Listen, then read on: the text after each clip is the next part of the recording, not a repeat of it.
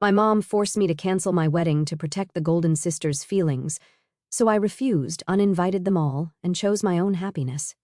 You'd think announcing your engagement would be one of the happiest moments of your life, right? Yeah, me too.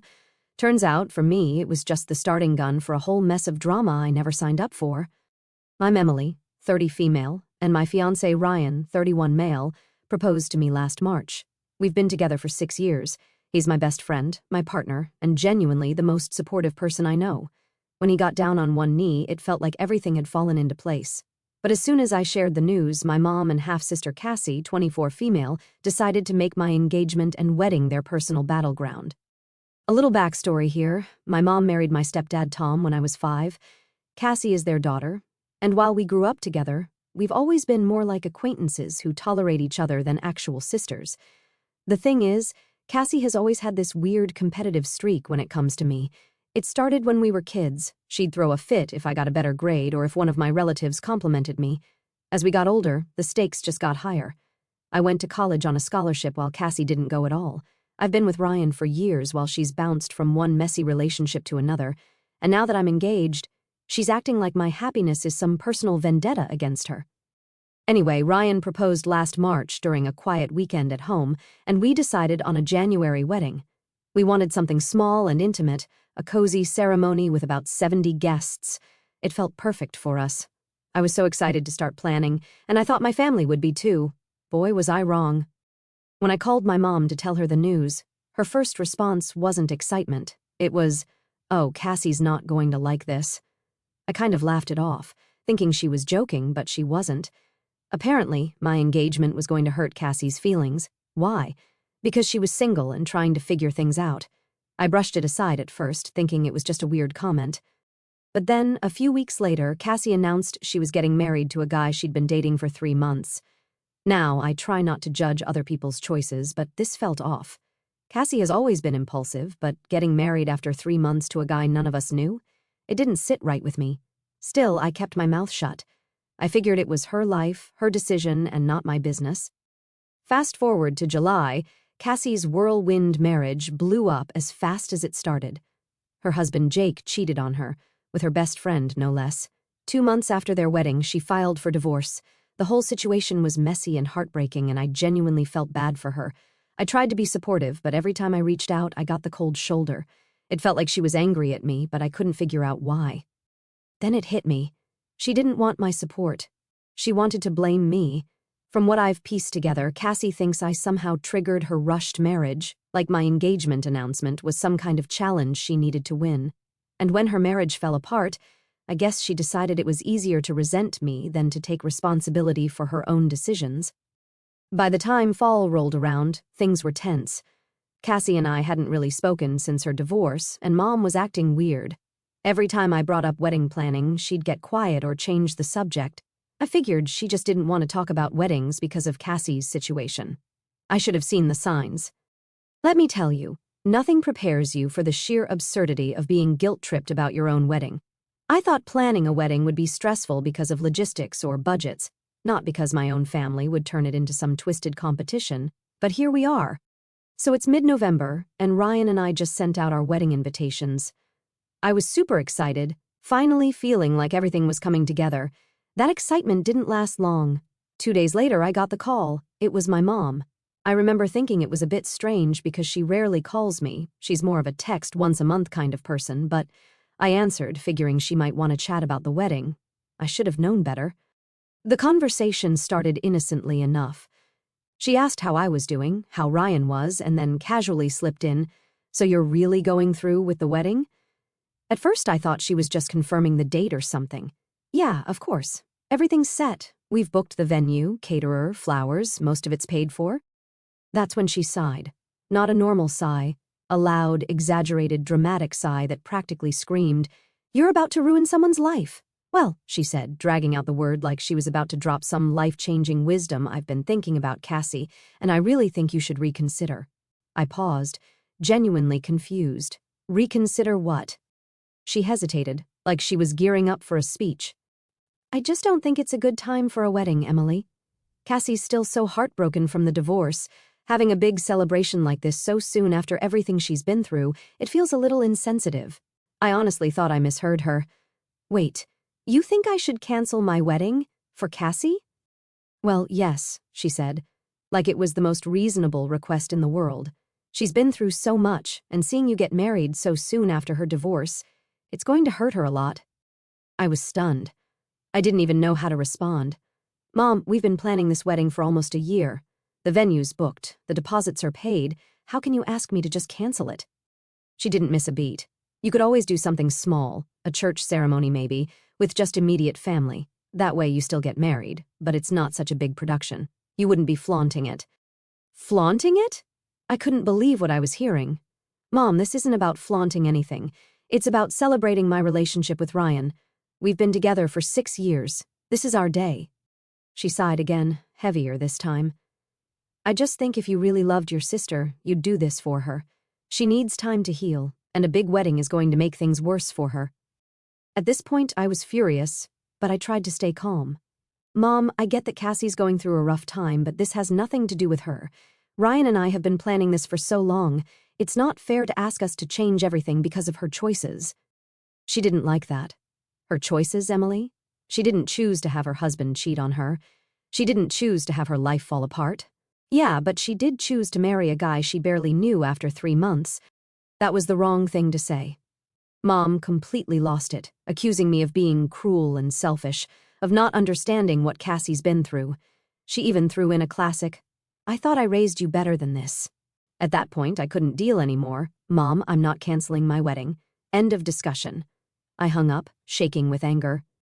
I immediately called Ryan and told him everything. He was just as baffled as I was.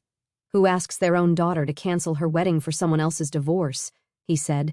I wish I could say that was the end of it, but of course it wasn't. Over the next few weeks, Mom doubled down on her campaign to guilt me into canceling or scaling down the wedding. She'd call every few days, always with some variation of the same argument. Cassie's heartbroken. You're being insensitive. A small wedding would mean so much to the family. At one point, she even tried to rope Ryan into it. She called him directly, saying, "You're such a thoughtful person, Ryan. I know you'll understand why this is important for Cassie." Luckily, he shut that down immediately, telling her we were sticking with our original plans. But then Cassie got involved. She started texting me, making passive-aggressive comments like, "Must be nice to have everything go perfectly for you," and, "Don't you think it's a little soon for a big celebration?" She even brought up the date, saying, "January feels like such a weird time for a wedding. Are you sure you didn't pick it to rub it in my face?" Rub it in her face? I couldn't believe the audacity. I tried ignoring her at first, but she just kept escalating. She started calling me, leaving long, guilt-trippy voicemails about how hard it was for her to even think about weddings and how my insensitivity was making her healing process so much harder. The worst part was how my mom and Cassie seemed to feed off each other. Mom would call and say something like, "Cassie was crying all night thinking about your wedding," and then Cassie would text me the next day saying, "Mom's so upset about how you're handling this." It was exhausting. I was at my breaking point. I couldn't believe how far they were willing to go to make my wedding about them. I knew I had to draw a line, but I wasn't sure how yet. This was the moment I realized just how toxic their behavior was. This wasn't about Cassie's divorce or her feelings. It was about control. They wanted me to put my life on hold to cater to their insecurities, and I was done letting them dictate my happiness. By December, things had officially spiraled out of control. Cassie was no longer content to sulk in private or throw passive-aggressive texts my way. She was now on a mission to drag my name through the mud with anyone who'd listen, and honestly, I was getting whiplashed trying to keep up with all her stunts. It started small. I heard from my cousin Megan, bless her for being the family informant, that Cassie had been calling up relatives to warn them about me. According to her, I was flaunting my wedding in her face to humiliate her. She even claimed I had deliberately chosen January, knowing it would be too soon after her divorce for her to emotionally handle it. I couldn't wrap my head around the logic. My engagement had been set months before she even got married, let alone divorced. How on earth was I supposed to predict her life would fall apart when I was sending out save the dates? But logic doesn't seem to matter much when someone's determined to play the victim. Her stories got more dramatic with each retelling. Megan told me Cassie was saying things like, "Emily always thinks she's better than me. She's just rubbing her perfect little life in my face because she knows I'm struggling. The worst part? Some family members actually bought into her narrative. My mom, of course, was her biggest cheerleader. She started calling me almost daily to ask if I had reconsidered canceling or scaling back the wedding. "Cassie's still so fragile," she'd say. "She cried all night after seeing your wedding invitations. You really don't need a big event. Can't you just do something simple?" I stood firm every single time, but it was exhausting. The real breaking point came at a family gathering on Christmas. Ryan and I had been invited to a dinner at my aunt's house, and I thought it would be a nice way to decompress after all the wedding stress. Of course, Cassie and Mom were there too, which should have been my first red flag. Things were tense from the start. Cassie barely acknowledged me, but every time I mentioned the wedding, she'd huff or roll her eyes. At one point, I was chatting with my aunt about flowers, and Cassie loudly muttered, "Must be nice to waste so much money on a party when some people can barely pick up the pieces of their lives." I ignored her, but it was obvious she wanted a reaction. Eventually, the conversation shifted, and I started to relax a bit. That is, until Cassie suddenly burst into tears in the middle of the living room. She was full-on sobbing, shaking her head and muttering, "I can't believe how cruel people can be." Everyone froze.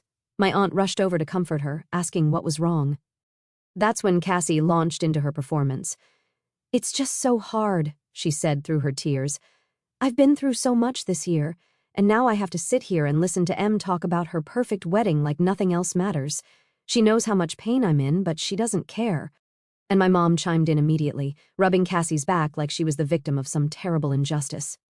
"She's right, Emily. You need to be more considerate. You have no idea how hard this has been for her." That's when I lost it. I had been holding my tongue for weeks, but I couldn't take it anymore. "This wedding has nothing to do with Cassie," I said, trying to stay calm. "Ryan and I have been planning this for a year if she's upset. That's not my fault. Maybe she should take some responsibility for rushing into a bad marriage instead of blaming me for her problems." The room went dead silent. My aunt looked like she wanted to disappear into the couch, and Cassie's tears immediately turned to rage. "How dare you?" she snapped. "You don't know what it's like to have your life fall apart. You've had everything handed to you, your scholarship, your boyfriend, your perfect little life. You've never had to struggle for anything." I stood up, shaking with anger. "You're right, Cassie. I don't know what it's like to have my life fall apart. But that's because I don't make impulsive decisions just to compete with other people. Maybe if you spent less time being bitter and more time working on yourself, you wouldn't be in this situation." At that point, Ryan grabbed my hand and said, "We're leaving." I didn't argue. On the drive home, I kept replaying the conversation in my head, second-guessing whether I'd been too harsh. But the more I thought about it, the more I realized I had every right to stand up for myself. Cassie had been pushing me for weeks, and I was done letting her turn my wedding into her pity party. What really stuck with me, though, was how Mom had jumped to Cassie's defense without hesitation. Not once did she try to understand my side or even acknowledge how much stress this whole situation was causing me. It felt like she had chosen her favorite, and it wasn't me. The next day, I got a text from Mom. "You owe your sister an apology for what you said last night. She's been through so much, and you were unnecessarily cruel." I didn't reply. I was done apologizing for things that weren't my fault. By this point, it's clear that Cassie isn't going to back down, and Mom isn't going to stop enabling her. I don't know what their next move will be, but I know I have to start preparing for the worst. I'll update you soon if anything comes up. Update 1. After the disaster at the family dinner, I knew I had to draw a hard line. Cassie and my mom weren't just being unreasonable, they were actively trying to sabotage my happiness. Ignoring it clearly wasn't working, and every attempt to defend myself just seemed to fuel their drama. I realized the only way to move forward was to completely shut them out of the wedding. That decision wasn't easy, but it was necessary. 2 days after the dinner, I sat down with Ryan and laid everything out. "I think I need to uninvite them," I said, feeling a lump in my throat. "They're just going to make things worse if they're there." Ryan nodded immediately. "I've been thinking the same thing. It sucks, but this is your day, our day, and you deserve to enjoy it without worrying about their next move." Hearing his support made me feel a little better, but the thought of actually cutting off my mom and sister from my wedding was daunting. It wasn't just about them, it was about the ripple effect it might have on the rest of the family. Still, I knew I couldn't let their toxic behavior overshadow everything Ryan and I had worked so hard to plan. So I drafted an email. I kept it short and factual. I explained that their actions over the past few months, spreading rumors, guilt-tripping me, and creating unnecessary drama, had made it clear they weren't supportive of my wedding. I told them that their behavior had caused me significant stress, and for my own peace of mind, I had decided to uninvite them. I hit send and immediately felt like a weight had been lifted off my shoulders. Within hours, the responses started rolling in. Mom was the first to reply, and let me tell you, it was a doozy. She called me cold-hearted and accused me of tearing the family apart. Her email was filled with dramatic phrases like, "I never thought my own daughter would betray me like this, and you've chosen a man over your own blood." She even threw in a line about how my dad would be disappointed in me if he were still alive. Classic guilt trip tactics. I didn't reply. Next came Cassie. Her response was exactly what I expected, full of anger and self-pity.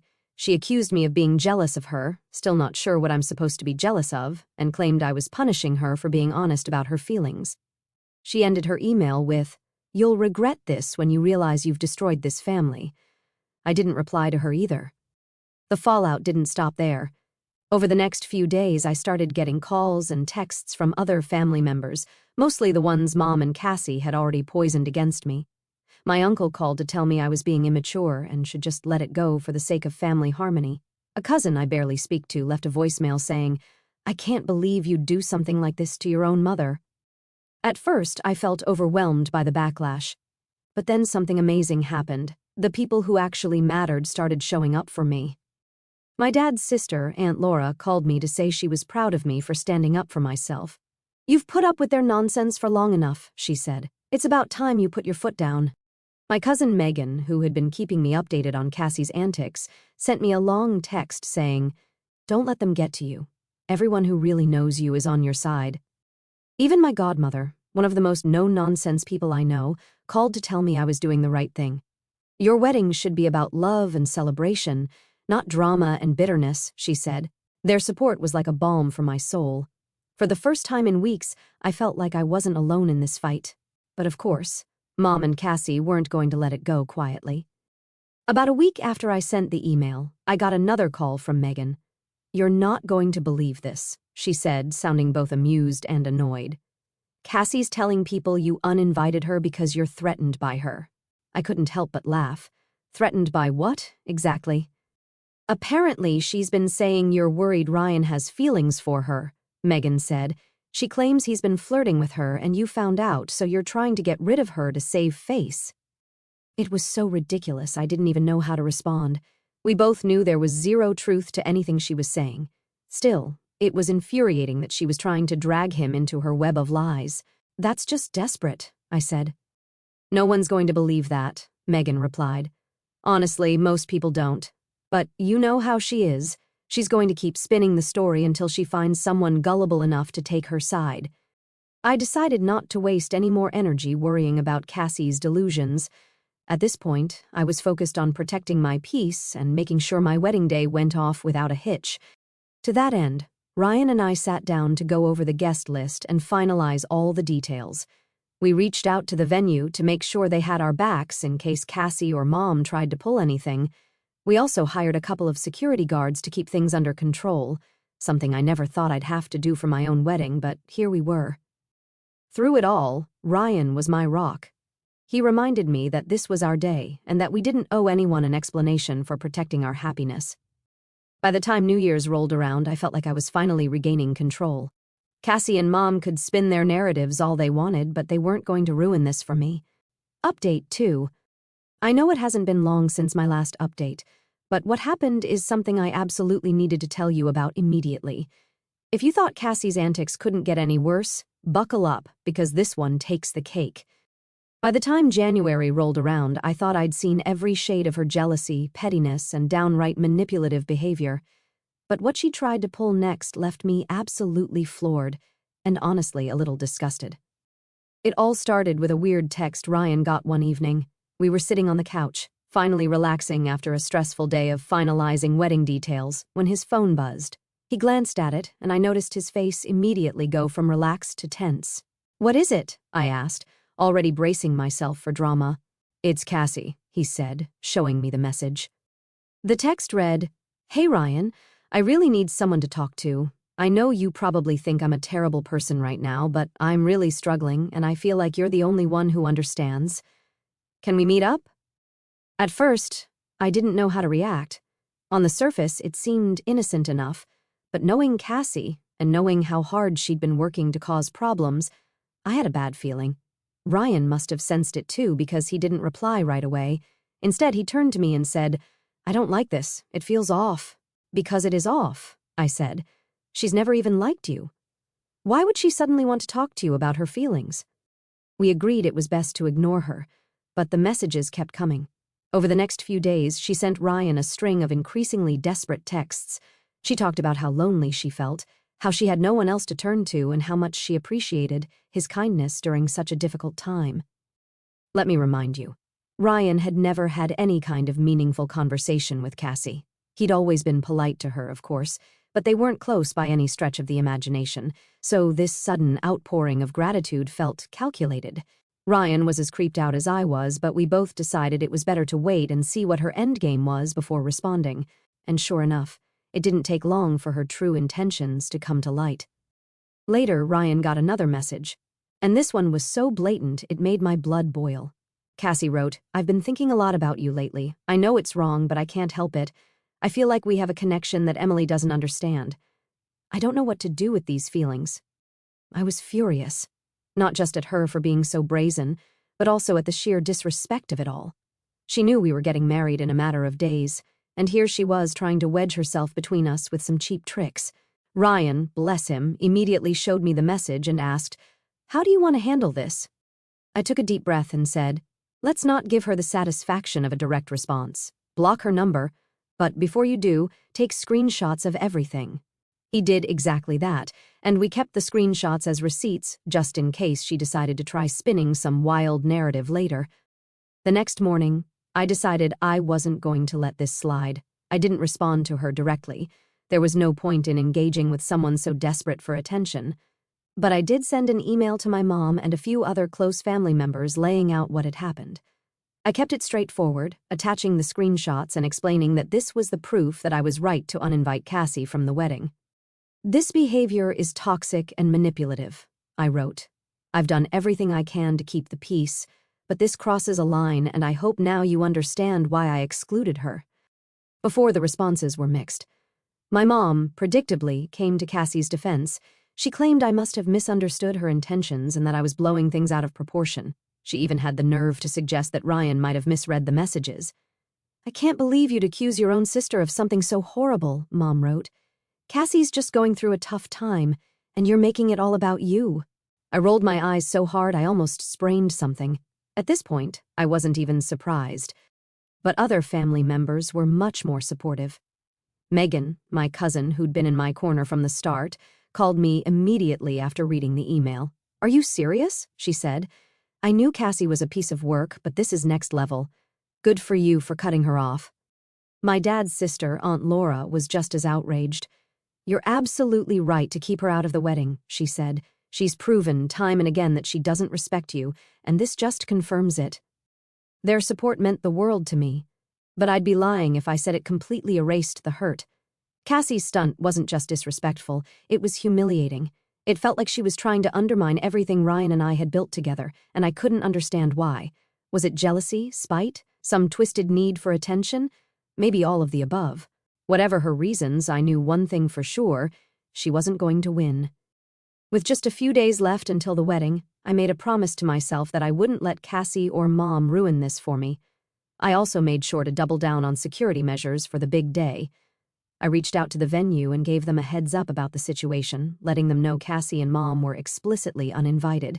I even hired an extra security guard just in case they decided to show up anyway. It felt a little extreme, but after everything they'd pulled, I wasn't taking any chances. I now feel more prepared than ever to face whatever nonsense they might try to throw my way.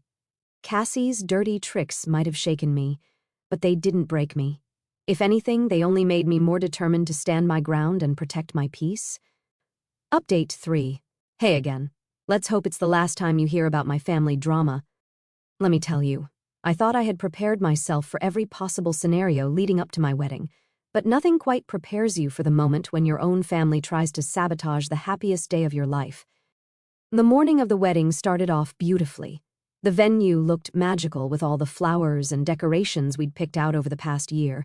The weather was perfect for our ceremony, and my bridesmaids kept me laughing and relaxed while we got ready. Ryan and I had agreed to do a first look before the ceremony, so once I was dressed, I stepped outside to meet him in the garden. The second I saw him standing there, looking every bit as nervous and excited as I felt, all the stress and drama melted away. This was the moment I'd been waiting for, and nothing else mattered. Or so I thought. About 30 minutes before the ceremony was set to begin, I was back in the bridal suite doing some last-minute touch-ups when my maid of honor, Amanda, came rushing in. She looked flustered, which immediately set off alarm bells.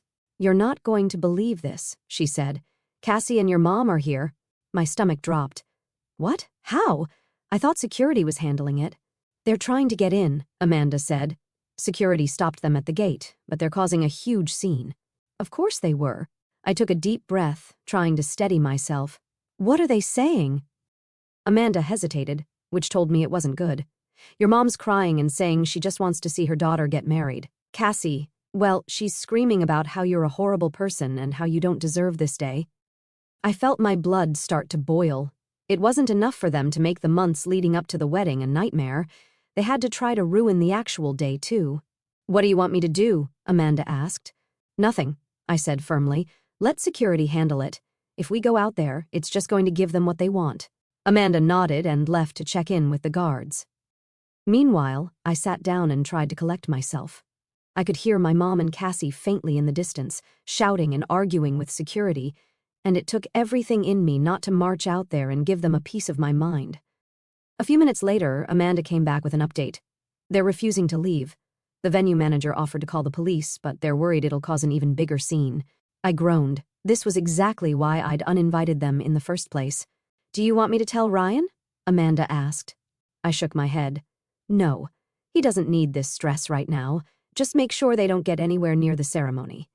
Thankfully, security was on top of it.